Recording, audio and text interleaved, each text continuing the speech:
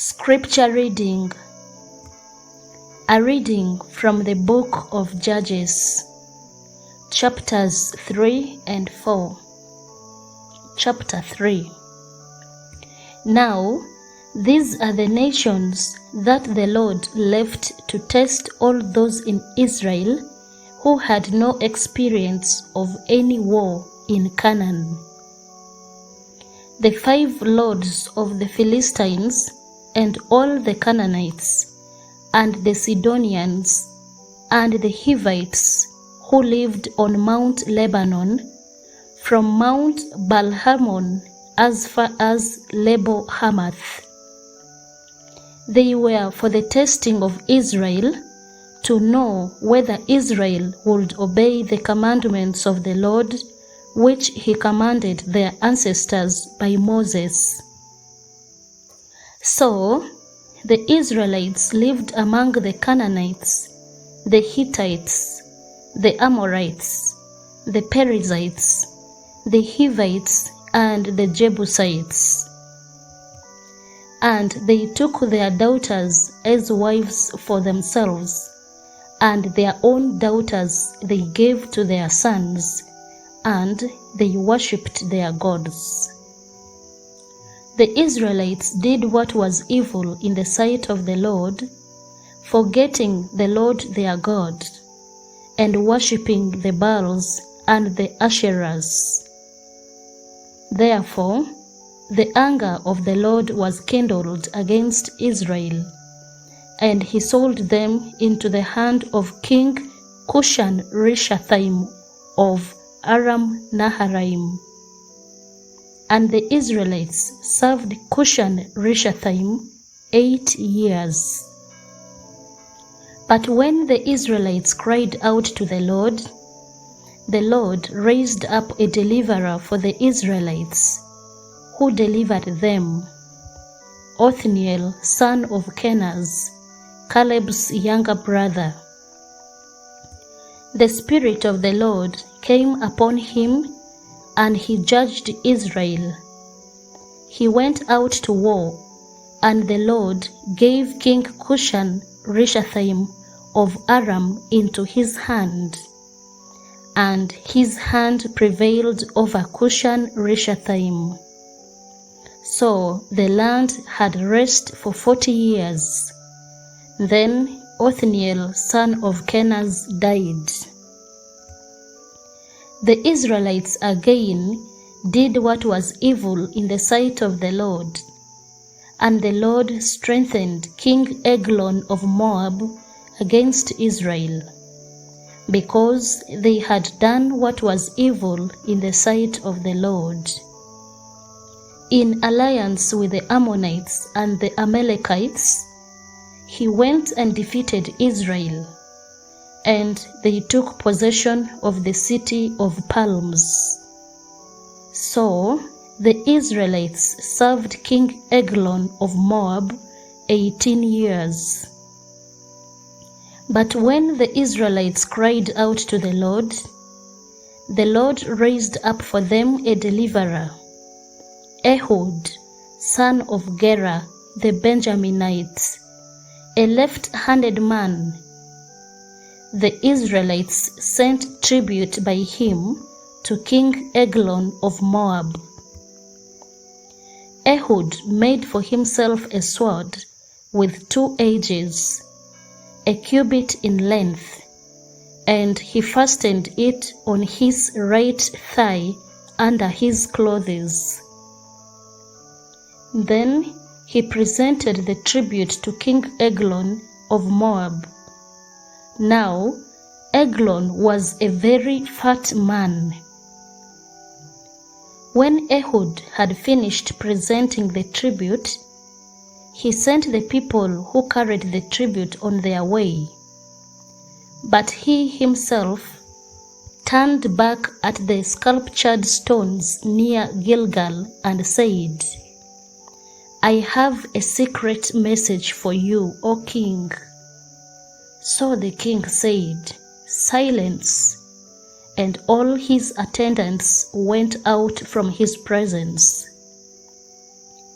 Ehud came to him while he was sitting alone in his cool roof chamber and said, "I have a message from God for you." So he rose from his seat. Then Ehud reached with his left hand, took the sword from his right thigh, and thrust it into Eglon's belly.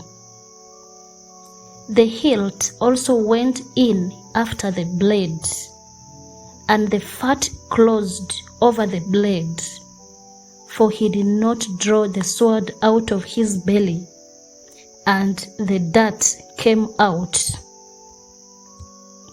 Then Ehud went out into the vestibule and closed the doors of the roof chamber on him and locked them. After he had gone, the servants came. When they saw that the doors of the roof chamber were locked, they thought he must be relieving himself in the cool chamber.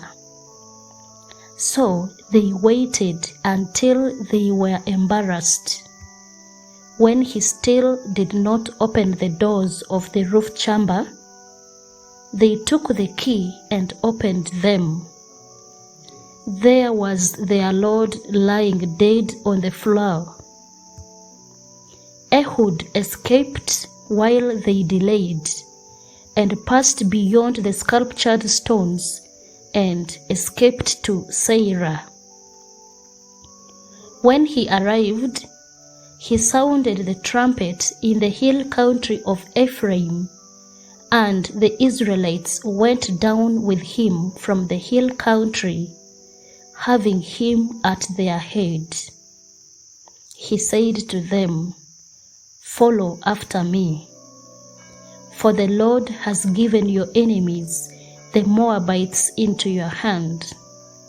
So they went down after him and seized the fords of the Jordan against the Moabites, and allowed no one to cross over. At that time, they killed about 10,000 of the Moabites, all strong, able-bodied men. No one escaped. So Moab was subdued that day under the hand of Israel, and the land had rest 80 years. After him came Shamgar, son of Anath, who killed 600 of the Philistines with an ox god. He too delivered Israel. Chapter 4. The Israelites again did what was evil in the sight of the Lord after Ehud died. So the Lord sold them into the hand of King Jabin of Canaan, who reigned in Hazor. The commander of his army was Sisera, who lived in Harosheth Hagoyim. Then the Israelites cried out to the Lord for help, for he had 900 chariots of iron, and had oppressed the Israelites cruelly 20 years. At that time, Deborah, a prophetess, wife of Lapidoth, was judging Israel. She used to sit under the palm of Deborah between Ramah and Bethel in the hill country of Ephraim, and the Israelites came up to her for judgment. She sent and summoned Barak, son of Abinoam, from Kadesh in Naphtali, and said to him, "The Lord, the God of Israel, commands you, go, take position at Mount Tabor, bringing 10,000 from the tribe of Naphtali and the tribe of Zebulun.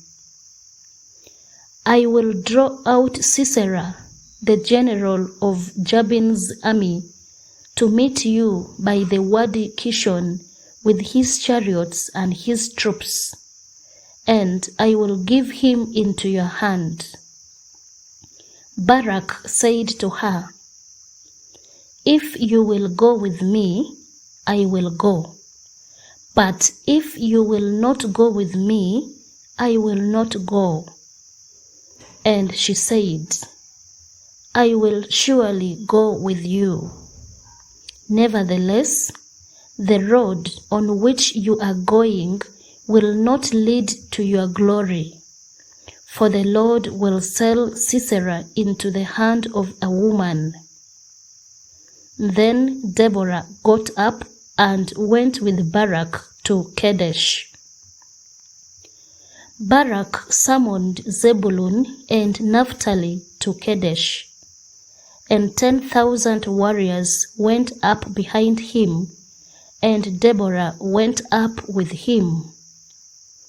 Now Heber the Kenite had separated from the other Kenites, that is, the descendants of Hobab, the father-in-law of Moses, and had encamped as far away as Elon Bezananim, which is near Kadesh.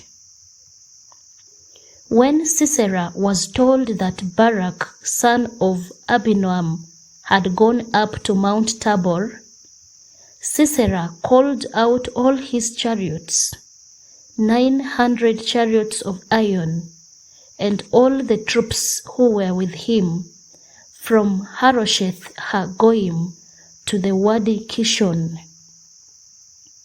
Then Deborah said to Barak, "Up, for this is the day on which the Lord has given Sisera into your hand. The Lord is indeed going out before you." So Barak went down from Mount Tabor with 10,000 warriors following him. And the Lord threw Sisera and all his chariots and all his army into a panic before Barak. Sisera got down from his chariot and fled away on foot, while Barak pursued the chariots and the army to Harosheth Hagoyim. All the army of Sisera fell by the sword. No one was left. Now Sisera had fled away on foot to the tent of Jael, wife of Heber the Kenite, for there was peace between King Jabin of Hazor and the clan of Heber the Kenite. Jael came out to meet Sisera and said to him, "Turn aside, my lord, turn aside to me. Have no fear." So he turned aside to her into the tent, and she covered him with a rag. Then he said to her, "Please give me a little water to drink, for I am thirsty." So she opened a skin of milk and gave him a drink and covered him. He said to her, "Stand at the entrance of the tent, and if anybody comes and asks you, 'Is anyone here?' say no." But Jael, wife of Heber, took a tent peg and took a hammer in his hand and went softly to him and drove the peg into his temple until it went down into the ground. He was lying fast asleep from weariness, and he died. Then, as Barak came in pursuit of Sisera, Jael went out to meet him and said to him, "Come, I will show you the man whom you are seeking." So he went into her tent, and there was Sisera lying dead, with a tent peg in his temple. So on that day, God subdued King Jabin of Canaan before the Israelites.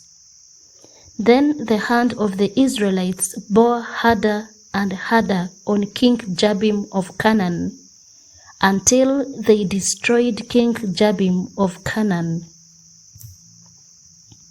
The word of the Lord. Thanks be to God.